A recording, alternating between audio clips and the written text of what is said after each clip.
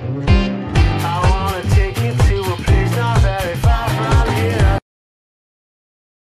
दोस्तों, motivational banker में आपका स्वागत है। फ्रेंड्स, इस वीडियो लेक्चर में हम कुछ इंपॉर्टेंट क्वेश्चंस डिस्कस करने वाले हैं। हमारा जो फर्स्ट पेपर है JIB का, that is principle and practice of banking, उसके कुछ इंपॉर्टेंट क्वेश्चन आप जान रहे हैं। 6 दिसंबर को आपका एग्जाम होना है PPB का, और 12 और 13 दिसंबर को आपका AFB और LRAB का एग्जाम होना है।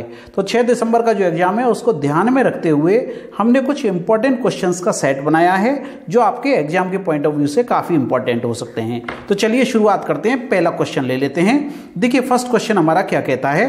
पहला क्वेश्चन कहता है, an illiterate SB customer wishes to give authority to a friend to operate his account temporarily. देखिए ध्यान से देखिए, ये कस्टमर इलिटरेट है और ये देना चाहता है अथॉरिटी किसी फ्रेंड को अपना अकाउंट ऑपरेट करने के लिए। What is the appropriate solution to his problem.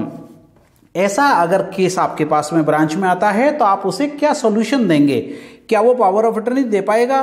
क्या उसको रजिस्टर्ड होना है, मजिस्ट्रेट से रजिस्टर्ड होना है, पावर ऑफ अटर्नी उसको अलाउ नहीं है, विटनेस होना है, क्या करना है, ये हमको डिसाइड करना पड़ेगा। देखिए पहला आंसर है power of attorney registered with magistrate.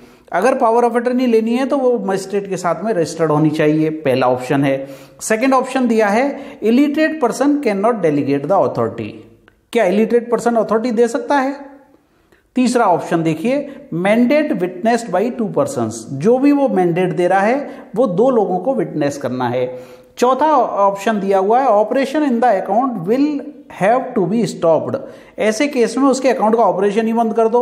और पांचवा ऑप्शन दिया A और B दोनों सही हैं। आप बताइए आपके हिसाब से इसका आंसर क्या होना चाहिए। क्या उसकी पावर ऑफ अटर्नी मजिस्ट्रेट से रजिस्टर्ड होनी चाहिए? सेकेंड ऑप्शन, क्या वो पावर ऑफ अटर्नी नहीं दे सकता? तीसरा ऑप्शन है पावर ऑफ अटर्नी दे सकता है परंतु 2 लोग उसको विटनेस करेंगे। चौथा ऑप्शन है कि उसका अकाउंट का ऑपरेशन ही बंद कर देना चाहिए। देखिए अब आपको ये देखना है, चौथा ऑप्शन तो आउटराइटली गलत है। उसका अकाउंट का ऑपरेशन क्यों बंद करेंगे आप? दूसरा, मजिस्ट्रेट से किसी भी पावर ऑफ अटर्नी को रजिस्टर्ड होने की जरूरत नहीं है, ये ऑप्शन भी गलत है। अब देखिए बात है, क्या इलिटरेट पावर ऑफ अटर्नी दे सकता है? बिल्कुल दे सकता है, परंतु उस पावर ऑफ अटर्नी को, उस मैंडेट को विटनेस होना जरूरी है 2 लोगों से। तो आंसर इस केस में आएगा, आंसर आएगा C। Means power of attorney, he can give the power of attorney to his friend, but this power of attorney should be witnessed by 2 persons. Clear है? ओके, चलिए अगला क्वेश्चन देखते हैं हम। सेकेंड नंबर क्वेश्चन हमारा क्या कहता है। देखिए, mister Siddhant has issued an irrevocable power of attorney in favour of mister Kishan Kumar. Siddhant ने किशन कुमार के फेवर में इर्रेवोकेबल पावर ऑफ अटर्नी दी है, ठीक है, to operate his account for a period of 6 year. 6 साल के लिए उसने पावर ऑफ अटर्नी दे दी, इर्रेवोकेबल है। In second year the bank received an information that mister Siddhant has been admitted to mental hospital. सिद्धांत मेंटल हॉस्पिटल में admit हो गए हैं, ये बैंक को इंफॉर्मेशन मिली है। अब देखिए, अब चेक आएगा, a check drawn by mister Kishan Kumar is presented for payment. जाहिर है कि किशन ही साइन करेगा चेक पे, तो क्योंकि उसको पावर ऑफ अटर्नी दी हुई है 6 ईयर्स के लिए। किशन ने एक चेक काटा है और वो बैंक में प्रेजेंट हुआ है। बैंक को जानकारी मिल गई है कि सिद्धांत जो है हॉस्पिटलाइज है, मेंटल हॉस्पिटल में वो एडमिट हुआ है। अब ऐसे में बैंक को इस चेक के साथ में किस तरह से उसको हैंडल करना है, ये क्वेश्चन है आपका। देखिए, bank will not return the check as power of attorney is irrevocable. अगर इर्रेवोकेबल पावर ऑफ अटर्नी है तो क्या बैंक चेक को रिटर्न नहीं कर सकता? पहला। दूसरा, मैं यहां से रब कर देता हूं। दूसरा देखिए, bank will not return the check as cheque is signed by power of attorney holder and not by the principal. Cheque चूंकि पावर ऑफ अटर्नी होल्डर ने साइन किया है वो सही है, इसलिए उसको बैंक रिटर्न नहीं कर सकती। तीसरा, bank will return the check as bank is required to see the capacity of the principal to contract at the time of actually debiting the amount to the account. Fourth option है bank will seek confirmation from the head office and make the payment. देखिए ये तो outrightly गलत है, head office का इससे कोई लेना देना नहीं है। Bank will make the payment as the bank is required to see the capacity of the principal to contract at the time of issue of the cheque. ये भी गलत है। जिस दिन आप पेमेंट कर रहे हैं उस दिन आपको देखना पड़ेगा क्या उसने किस कैपेसिटी में साइन किया है और आज की डेट में पोजीशन क्या है। तो आंसर इसका आएगा bank will return the check as the bank is required to see the capacity of the principal. Principal कौन है? सिद्धांत। To contract at the time of actually debiting the amount to the account. जिस समय हम account को debit कर रहे हैं उस समय जो पावर ऑफ अटर्नी का प्रिंसिपल है उसकी पोजीशन क्या है ये बैंक को देखना पड़ेगा। तो बैंक इस केस में चेक को रिटर्न कर देगी। तो आंसर आएगा आपका C. Okay, now come to next question. देखिए अगला क्वेश्चन हमारा क्या कहता है, which of the following statement is correct under the provision of Indian. अब ये क्वेश्चन देखिए पार्टनरशिप एक्ट पे आ गए हैं, इनमें से कौन सा ऑप्शन सही है इसमें पूछा है। दोस्तों मैं पहले जो वीडियो बना रहा था उसमें मैं आपको जो आंसर है उसको डार्क करके दे रहा था तो आपको सामने आंसर दिखता था, परंतु कुछ हमारे सब्सक्राइबर हमारे मित्रों ने सजेशन दिया कि सर आप आंसर मत दीजिए, हमें सोचने का मौका दीजिए, इसलिए मैंने आंसर सारे हटा दिए हैं। अब देखिए यहाँ दिया है कि कौन सा स्टेटमेंट करेक्ट है पार्टनरशिप के बारे में। A minor can be a partner in a firm. क्या माइनर किसी फर्म में पार्टनर हो सकता है? यस हो सकता है। A minor can be admitted to the firm for benefit only. बिल्कुल ठीक है। A minor is not responsible for the loss in the personal capacity. ये गलत है। B and C. अब देखिए ए और बी दोनों सही हैं। माइनर पार्टनर हो सकता है परंतु सिर्फ बेनिफिट के लिए पार्टनर हो सकता है, उसका एक्टिव कोई इन्वॉल्वमेंट नहीं रहेगा। तो अब इन दोनों में से आपको मोस्ट अप्रोप्रिएट आंसर देना है। Minor can be admitted to the firm, पहला आंसर भी इसी में आ गया, फॉर बेनिफिट ओनली। आंसर आएगा आपका बी। ओके, क्लियर है। Now come to next question. अगला फोर्थ क्वेश्चन हमारा क्या कहता है, देखिए Raja a minor has been admitted as a partner for the benefit of. देखिए उसी के कंटिन्यूएशन में क्वेश्चन है, राजा जो एक माइनर है उसको बेनिफिट के लिए पार्टनरशिप फर्म में एडमिट किया गया है। On attaining majority he can opt out of partnership with in A period of कितने मंथ। देखिए जब भी किसी को पार्टनरशिप फर्म में किसी माइनर को एडमिट किया जाता है तो जैसे ही वो मेजोरिटी अटेंड करेगा, ठीक है, मेजोरिटी अटेंड करते से ही उसको 6 महीने के अंदर अपना डिक्लेरेशन देना होगा। क्या वो पार्टनर रहना चाहता है फर्म में? अगर रहना चाहता है तो उसको एडमिट कर लिया जाएगा और नहीं रहना चाहता है तो उसको हटा दिया जाएगा, पार्टनरशिप से वो दूर हो जाएगा, उसका फर्म के प्रॉफिट लॉस से कोई लेना देना नहीं रहेगा। ठीक है। अब देखिए कई बार क्या होता है, पार्टनर ये 6 महीने के अंदर अपनी कंसेंट नहीं देता, उसने माना कंसेंट अपनी नहीं दी। कंसेंट अगर उसने नहीं दी तो ये माना जाएगा कि उसकी ऑटोमेटिक कंसेंट है और रेट्रोस्पेक्टिव डेट से वो सारे जो भी फर्म के अफेयर्स हैं उनके लिए जिम्मेदार माना जाएगा। आपको ये भी ध्यान रखना है। ठीक है, तो यहां आंसर क्या आएगा, 6 मंथ्स आएगा, यानी 6 महीने के अंदर उसको अपनी कंसेंट देनी है। डेट ऑफ अटेनिंग मेजोरिटी से 6 मंथ्स के अंदर उसको अपनी कंसेंट देनी है, whether he want to continue as a partner और he want to withdraw his partnership, he don't want to continue the partner. Okay, now come to next question. Next question देखिए हमारा क्या कहता है, question number 5। Partnership firm doing the banking business can not have more than 10 partners. बिल्कुल ठीक बात है, banking business अगर कर रहे हैं तो 10 से ज्यादा पार्टनर नहीं हो सकते। And other business not more than 100 partners. कोई और बिजनेस कर रहे हैं तो मैक्सिमम 100 पार्टनर हो सकते हैं। Otherwise it will become illegal association, अगर इससे ज्यादा लोग होंगे तो इलीगल हो जाएगा। It is provided under which act, किस एक्ट में ये दिया गया? पार्टनरशिप एक्ट में, कंपनीज एक्ट में, इंडियन कॉन्ट्रैक्ट एक्ट में, आरबीआई एक्ट में या बीआर एक्ट में है? जरा दिमाग लगाइए, आपके हिसाब से आंसर क्या होना चाहिए। देखिए जो कंपनीज एक्ट है हमारा वो कहता है मैक्सिमम पार्टनर किसी भी फर्म में 100 हो सकते हैं। अगर बैंकिंग कंपनी है तो उसमें मैक्सिमम पार्टनर 10 हो सकते हैं। आपको यह भी ध्यान रखना है गवर्नमेंट ऑफ इंडिया के नोटिफिकेशन के हिसाब से मैक्सिमम पार्टनर कितने हो सकते हैं, 50। तो क्वेश्चन आपसे क्या पूछा जा रहा है वो आपको देखना पड़ेगा। यहां पूछा है 100 पार्टनर का, 100 पार्टनर कंपनीज एक्ट के, कंपनीज बिल 2013 के हिसाब से हो सकते हैं।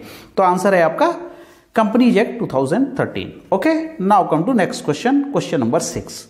ओके फ्रेंड्स, मैं आपको बता देना चाहता हूं motivationalbanker.com हमारी जो वेबसाइट है www.motivationalbanker.com, इस पर जीआईबी की कंप्लीट वीडियो लाइब्रेरी जिसमें तीनों पेपर हैं। 3 पेपर कौन कौन से हैं आपका, पीपीबी, एएफबी और एलआरएबी। ये बहुत ही नॉमिनल कॉस्ट पर हमारी वेबसाइट पर उपलब्ध है। अभी हम फेस्टिवल सीजन चल रहा है इसलिए आपको फर्दर 10% डिस्काउंट दे रहे हैं। जो प्राइस है आपकी उस पर भी 10% डिस्काउंट आपको मिलेगा अगर आप फेस्टिव 10 कूपन कोड यूज करते हैं। अब आपको क्या मिलेगा यहाँ पे, डाउनलोड करने के लिए पीडीएफ नोट्स मिलेंगे, आपको सेपरेट नोट्स बनाने की जरूरत नहीं है। तीनों सब्जेक्ट के नोट्स हमने वीडियो लाइब्रेरी के साथ दिए हुए हैं। दूसरा, 500 क्वेश्चन का मॉक टेस्ट मिलेगा आपको, हर एक पेपर के साथ में 500 क्वेश्चन मॉक टेस्ट के मिलेंगे। इसके अलावा चैप्टर वाइज मैकमिलन की बुक के हिसाब से वीडियो लेक्चर्स दिए हुए हैं, सिंपल हिंदी में हैं, बहुत अच्छी तरह से उनको एक्सप्लेन किया गया है। आपको मैकमिलन बुक को टच करने की जरूरत नहीं है, आप इन्हीं वीडियो लेक्चर्स को देख के मॉक टेस्ट करके पीडीएफ नोट्स पे अपने नोट्स बना के आप आराम से अपना पेपर पास कर पाएंगे। आप 50 नहीं 60 मार्क्स लेके आ पाएंगे। अभी आपके पास 1 महीना है तैयारी करने के लिए, तो कूपन कोड फेस्टिव 10 को आप यूज करें और फर्दर डिस्काउंट लेके आप एक नॉमिनल कॉस्ट में आप ये तीनों पेपर का वीडियो लेक्चर्स ले सकते हैं। दोस्तों, हमारा टेलीग्राम चैनल है जिसको आप ज्वाइन कर सकते हैं, मैं डिस्क्रिप्शन में आपको लिंक दे दूंगा, आप उस लिंक को क्लिक करके हमारा टेलीग्राम चैनल भी ज्वाइन कर सकते हैं, motivationalbanker.com का। Okay, now come to next question, that is question number 6। To open an account of a partnership firm, the firm should be registered, need not be registered. देखिए, registration को लेके बहुत सारे कंफ्यूजन है बैंकिंग में। अगर आप एग्जिस्टिंग बैंकर से भी पूछेंगे तो वो भी आपको बता नहीं पाएंगे कि रजिस्टर्ड होना चाहिए फर्म को या नहीं होना चाहिए, अनरजिस्टर्ड फर्म का खाता हम खोल पाएंगे या नहीं खोल पाएंगे, क्यों रजिस्टर्ड होना चाहिए, इसको लेके बड़े कंफ्यूजन रहते हैं। देखिए, किसी भी फर्म का रजिस्ट्रेशन कराना या नहीं कराना ये पार्टनरशिप फर्म के ऊपर डिपेंड करता है। अगर फर्म रजिस्टर्ड नहीं है तो हम बीइंग ए बैंकर उसे फोर्स नहीं कर सकते कि आपकी फर्म रजिस्टर्ड होगी तो ही हम अकाउंट खोलेंगे। हम अनरजिस्टर्ड फर्म का अकाउंट भी खोल सकते हैं, need not be registered answer आएगा इसका। हम अनरजिस्टर्ड फर्म का अकाउंट भी खोल सकते हैं। देखिए, पहले तो ऑप्शन देख लीजिए, शुड बी रजिस्टर्ड गलत है, नीड नॉट बी रजिस्टर्ड सही है, should be registered if the partner are illiterate नहीं गलत है, कोई कंडीशन नहीं चलेगी, should be registered if more than 2 minors are the partner, ये भी गलत है। कोई भी फर्म का रजिस्ट्रेशन कंपलसरी नहीं है, ये पार्टनर्स की मर्जी है कि वो उसको रजिस्टर्ड कराना चाहते हैं या नहीं। अब देखिए, रजिस्टर्ड कराने से क्या फायदा होगा और रजिस्टर्ड नहीं कराने से क्या नुकसान होगा। रजिस्टर्ड नहीं कराने से क्या नुकसान होगा मैं बता देता हूं। ये जो फर्म है या इसके जो पार्टनर हैं वो थर्ड पार्टी पे सूट फाइल नहीं कर सकते, सू नहीं कर सकते, केस नहीं कर सकते। अगर इनको अपना पैसा वसूल करना है तो इनको कहीं भी रिलीफ नहीं मिलेगा, ये कोर्ट में नहीं जा सकते। जबकि अगर फर्म रजिस्टर्ड है तो जिन पार्टियों से पैसा मांगते हैं उनके अगेंस्ट में कोर्ट में केस कर सकते हैं, कोर्ट उसको एक्सेप्ट करेगी। परंतु अनरजिस्टर्ड फर्म जो है उनके केसेस कोर्ट एक्सेप्ट नहीं करती है। ये फर्क है रजिस्टर्ड और अनरजिस्टर्ड होने में। ठीक है फ्रेंड्स, अगला क्वेश्चन ले लेते हैं हम। क्वेश्चन नंबर 7 देखिए हमारा क्या कहता है। Even after serving the notice on minor about his attaining the majority, if he does not respond or inform his option। देखिए, मैंने अभी आपको माइनर का क्वेश्चन कराया था, उसको 6 मंथ्स का टाइम मिलता है। जिस दिन उसने मेजॉरिटी अटेंड कर ली उस दिन से 6 महीने के अंदर उसको कंसेंट देना है, whether he want to continue as a partner और he want to withdraw his partnership. अब भी उसको नोटिस दिया और उसने 6 महीने के अंदर रिस्पॉन्ड नहीं किया तो क्या फर्क पड़ेगा। He continues to be minor as it is not and is not responsible for the act of the firm, वो तो सवाल ही नहीं है, माइनर है ही नहीं, वो तो मेजर हो गया।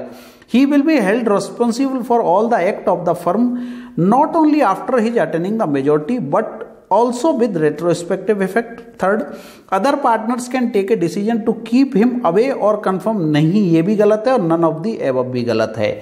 आंसर क्या आएगा?